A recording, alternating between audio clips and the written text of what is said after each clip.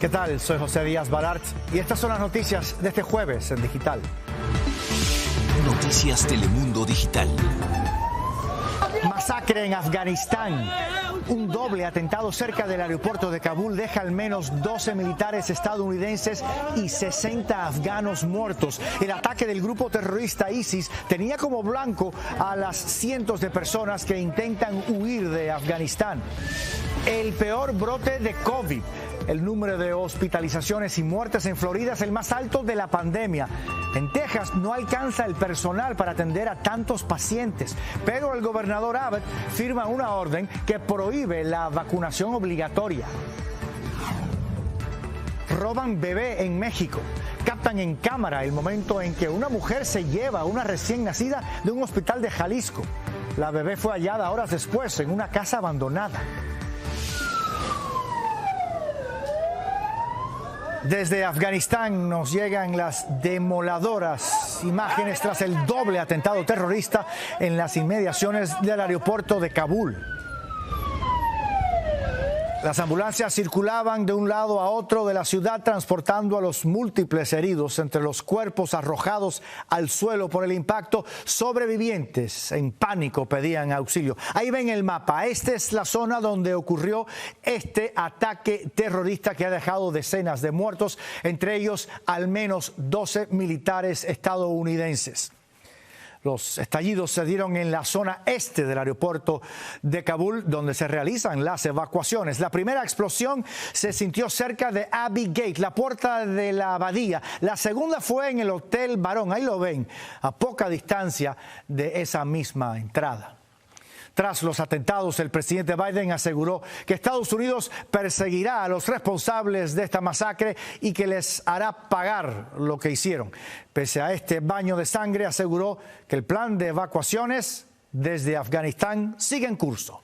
Cristina Londoño está en Washington. Cristina, a pesar de las palabras del presidente, hoy muchos lo critican.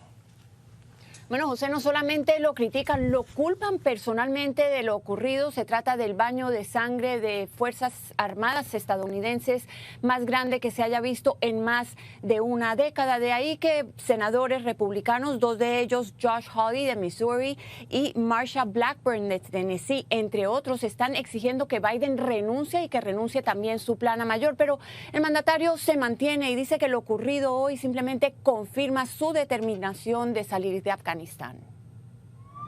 Fueron dos atentados suicidas y una ráfaga de balazos de terroristas del Estado Islámico los que bañaron de sangre la evacuación. El presidente Biden, visiblemente afectado, llamó héroes a las víctimas estadounidenses, le ofreció condolencias a sus familias y le habló directamente a los culpables. No vamos a olvidar, ni vamos a perdonar. Los vamos a cazar y haremos que paguen.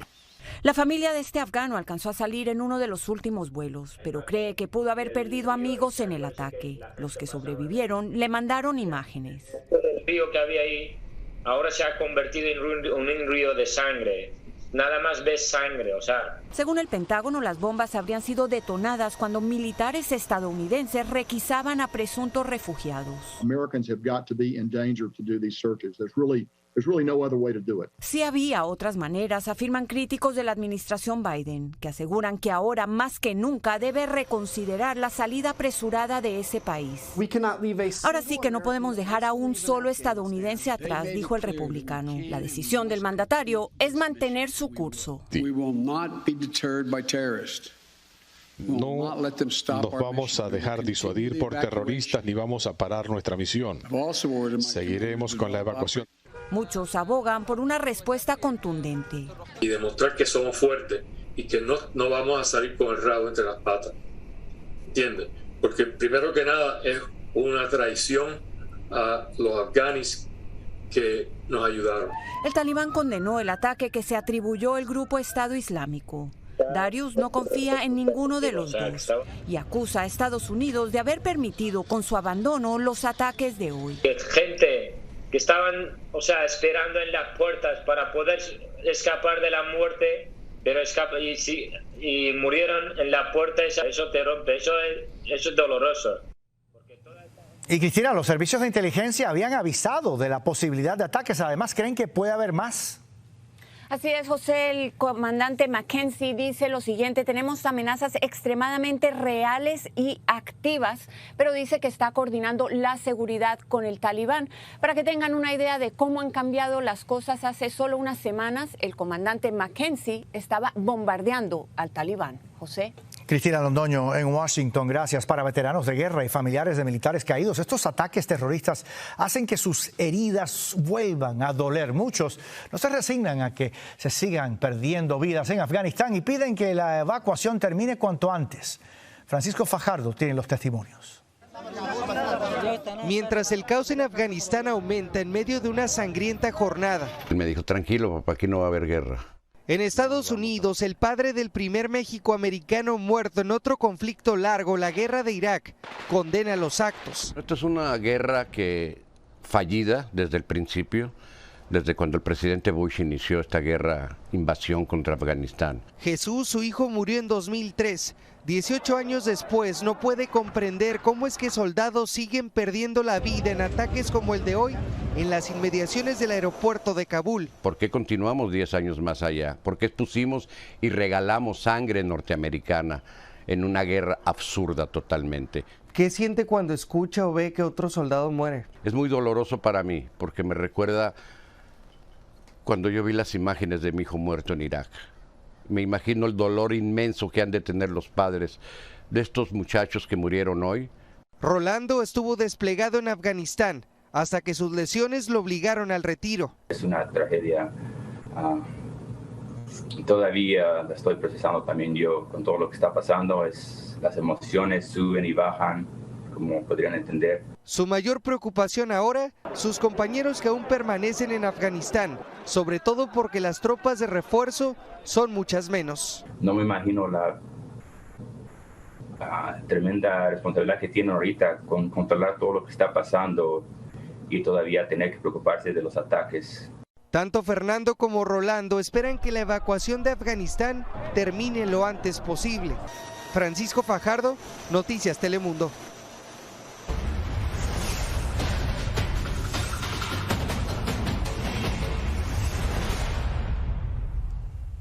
La variante Delta del coronavirus está desbordando de pacientes a los hospitales del país en un número no visto en los últimos 7 meses.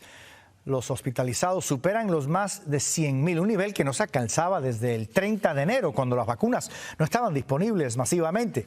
El estado más afectado es Florida, más de 26,000 casos y muertes registradas en tan solo un día.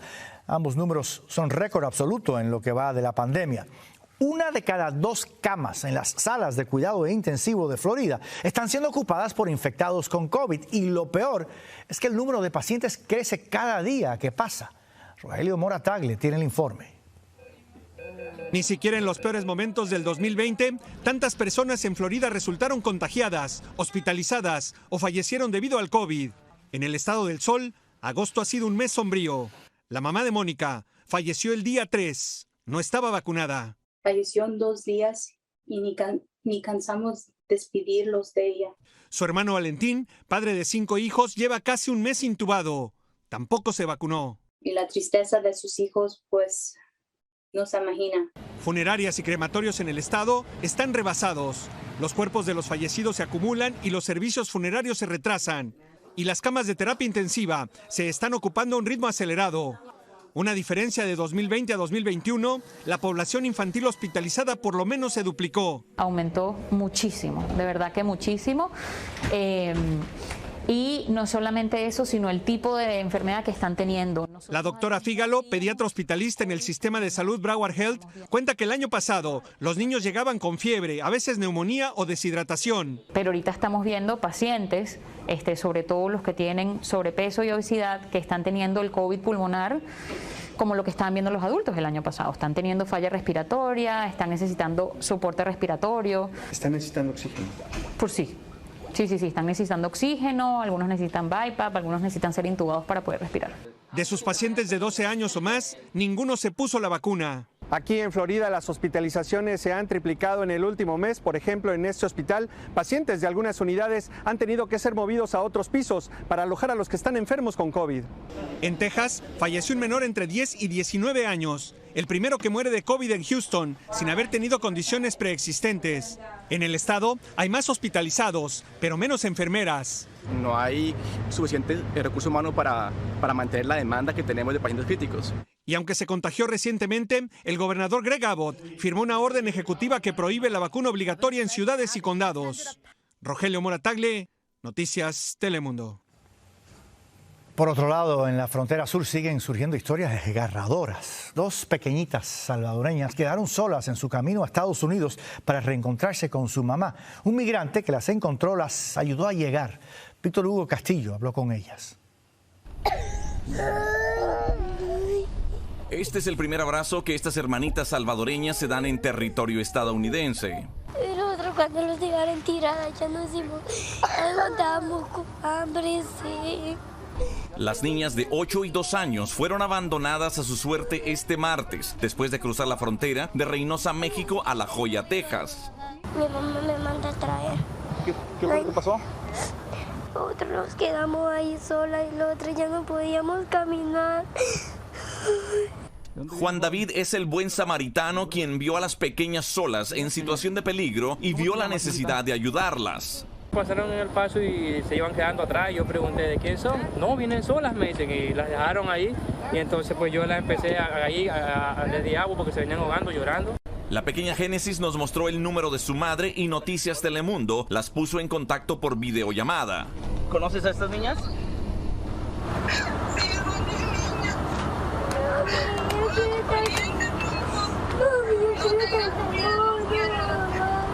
Génesis y su hermanita Susana, quienes salieron de El Salvador el 10 de agosto, le contaron a Karina, su madre, los brutales detalles de 2 semanas de odisea por territorio mexicano. Y a esos muchachos nos regalaron agua, y nos regalaron 2 botellas cada uno y nosotros con esa toda el agua nos tomamos con mi hermanita. Tus niñas andaban solas caminando en el monte. Mami, nosotros nos perdimos, ya no sabemos qué hacer, mami, por favor, mami, me dice, no aguanto, mami, yo quiero estar como mami. Las niñas fueron puestas al cuidado de la patrulla fronteriza. Ahora resta el proceso para que la madre, quien vive en Dallas, Texas, pueda comprobar el parentesco y poder reclamarlas. En McAllen, Texas, Víctor Castillo, Noticias Telemundo. El robo de una recién nacida en un hospital de México mantuvo en vilo al país por horas. Cámaras de seguridad grabaron a la sospechosa disfrazada de enfermera. Felizmente la criatura ha sido recuperada. Raúl Torres nos cuenta cómo. Tiene apenas un día de nacida, todavía no tiene nombre, pero ya vivió todo un drama. Esta mujer presuntamente se la robó de un hospital en Zapopan, Jalisco. El paramédico Refugio Herrera participó en su rescate. Mucha felicidad y al saber que puede ser la niña que se está buscando. Las cámaras de seguridad del Hospital General de Occidente grabaron a la sospechosa. Iba disfrazada de enfermera. Según la investigación, engañó a Isela López, madre de la pequeña, y se la llevó. Luego del operativo de búsqueda y por la presión social, la bebé fue abandonada en esta unidad habitacional. Se recibió un reporte del hallazgo de una pequeñita. La trasladan de inmediato por instrucciones a recibir atención médica. La mujer también fue captada por cámaras en la calle. Según la fiscalía, llevaba a la bebé en su bolsa. La pequeña fue encontrada en buen estado de salud. En otro hospital, su padre se reencontró con ella. En un tuit, el gobernador Enrique Alfaro escribió: con la confirmación preliminar de identidad por parte de su papá, anunciamos con mucha alegría que ya fue localizada la bebé. Según las autoridades, la semana pasada hubo el intento de robo de otro bebé, aunque en otro hospital, y ya investigan si la misma mujer habría participado. La policía mantiene una cacería en busca de la presunta ladrona y de sus probables cómplices, y no descartan que estén involucrados empleados de los hospitales. Continúa la investigación. Mientras tanto, realizan exámenes de ADN que confirmen que son padres e hija. Y es que la pequeña fue protagonista de una pesadilla que tuvo final feliz. En México, Raúl Torres, Noticias Telemundo. También en México, el ex candidato a la presidencia por el PAN, Ricardo Anaya, compareció hoy en una videoconferencia ante un juez federal para responder por un caso de presunto soborno. La defensa del ex diputado consiguió el aplazamiento de la audiencia hasta el 4 de octubre. Esto debido a que ni Anaya ni sus abogados habían tenido acceso a la carpeta de investigación en su contra. El juez advirtió que Anaya debe estar en territorio mexicano en la próxima audiencia. Regresando a Estados Unidos. Ya está en marcha la investigación federal sobre el colapso de un edificio en Surfside, Florida, en el que 98 personas perdieron la vida. Las imágenes que han compartido apuntan a posibles fallas estructurales y una profunda corrosión. Los resultados tienen detalles. Para esclarecer las causas del trágico colapso en Surfside, el gobierno federal ha consolidado ya al equipo de expertos que llevará a cabo la investigación. Debemos entender el diseño, cómo se construyó, modificó y mantuvo la construcción.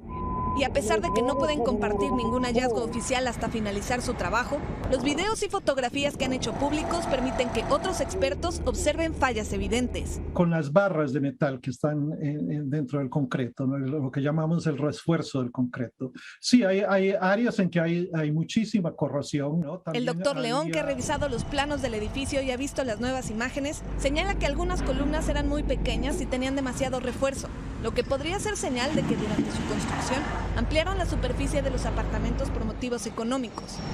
Además, aunque el Champlain Towers estaba frente al mar, la zona de la piscina sobre el estacionamiento estaba inadecuadamente sellada contra el agua y el salitre. Esa área tenía que ser completamente impermeabilizada y no estaba ahí. Las conclusiones oficiales se conocerán probablemente después de que se cumpla el primer aniversario del derrumbe, que se cobró 98 vidas el 24 de junio. El equipo de expertos encargado de la investigación asegura que cada una de las partes del edificio que han recuperado cuenta un fragmento de la historia, que quieren reunir todas las piezas del rompecabezas para identificar exactamente cuáles fueron las causas del colapso.